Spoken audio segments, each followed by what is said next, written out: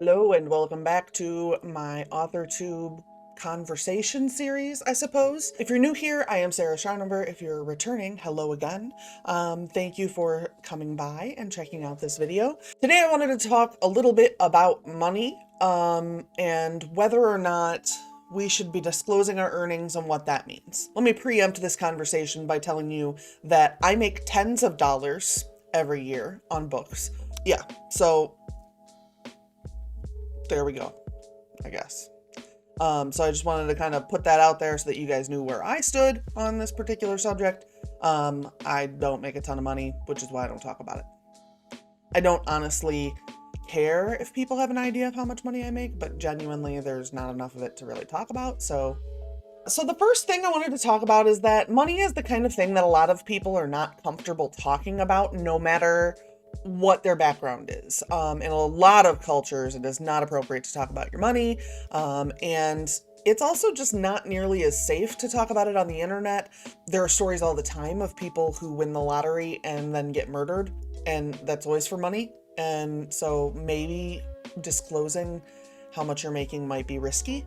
So I think it's important to keep that in mind when you're making a decision on whether or not you're disclosing your money.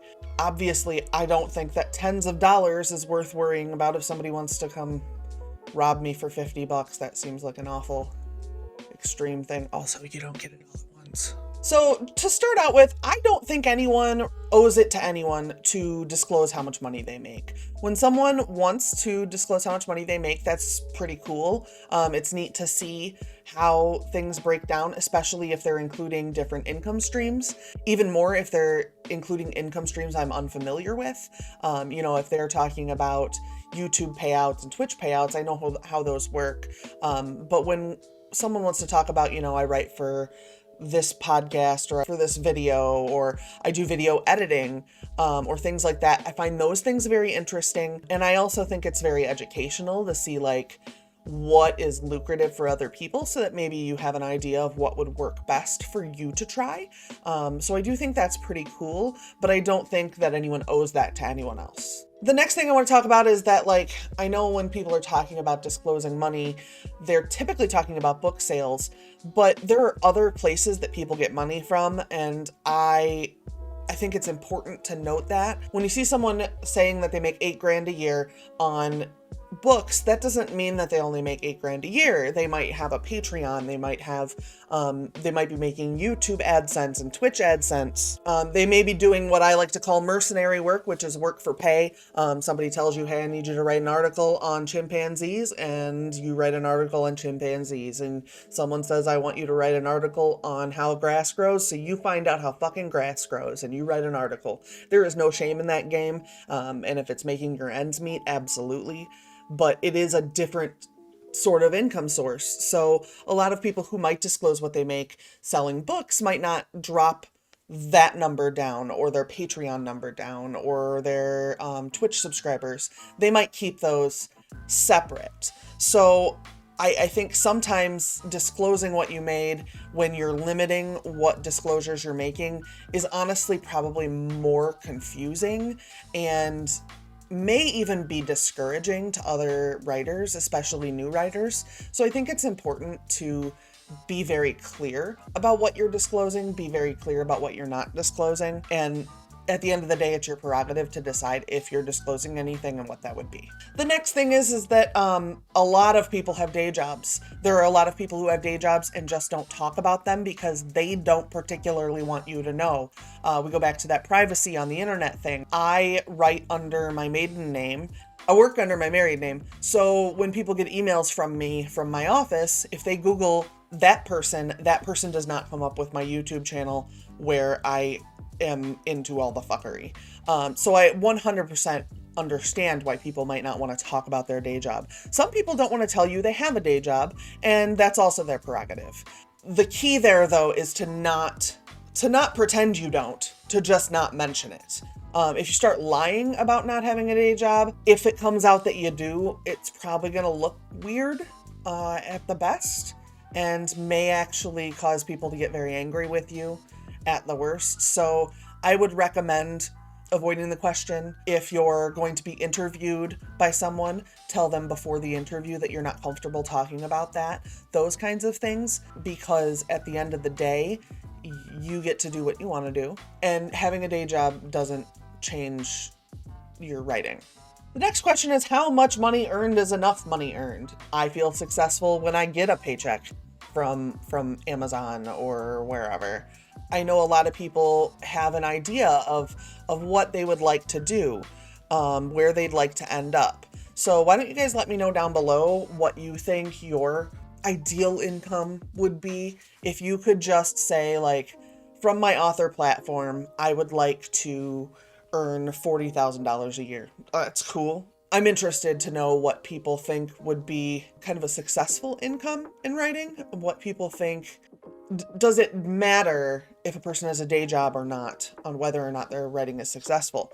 If I have a day job where I hypothetically make $50,000 a year, and then I make another $20,000 a year in books, am I a failure then because that's not really a ton of money? Or am I doing well because I made that 50 grand during my day job? I think that is a person-to-person question. I think it's just important that you are reaching a goal that makes you comfortable.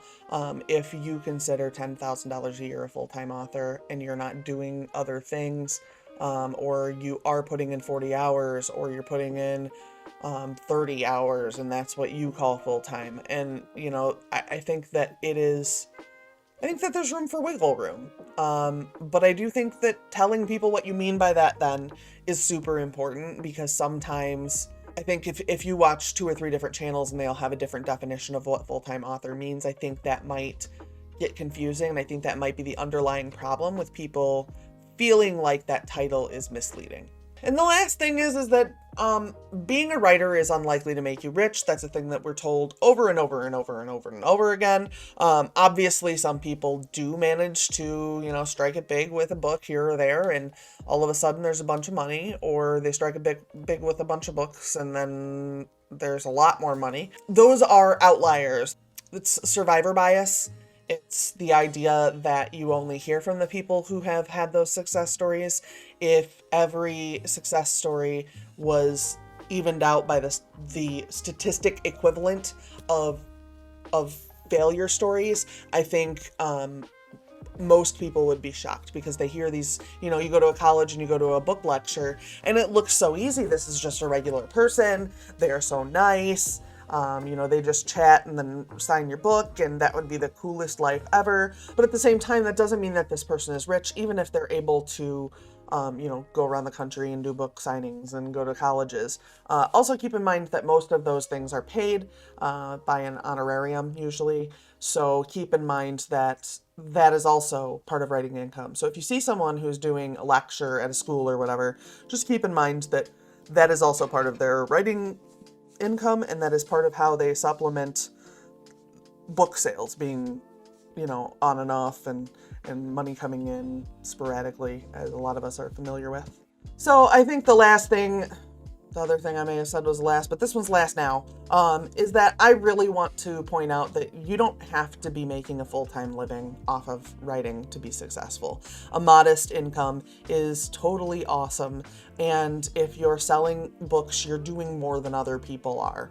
Keep in mind that you might feel like you should be selling 50 books a day, and you're selling 2 a month, but at the end of the day, you're selling more than the person who didn't finish. So don't let that sidetrack you, and also don't let the amount of money that someone else is making sidetrack you.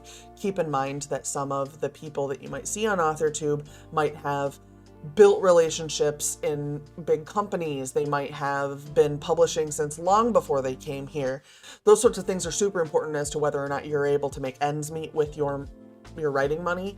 But keep in mind that being able to make money with your writing is still amazing, even if it's not full-time money.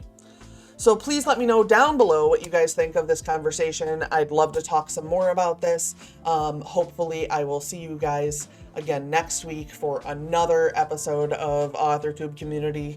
I guess AuthorTube Community Chat. I don't know, I haven't fucking named it. you guys should know by now that I don't know what I'm doing. Yeah, so I'll see you guys all next week. Have a good week. Bye.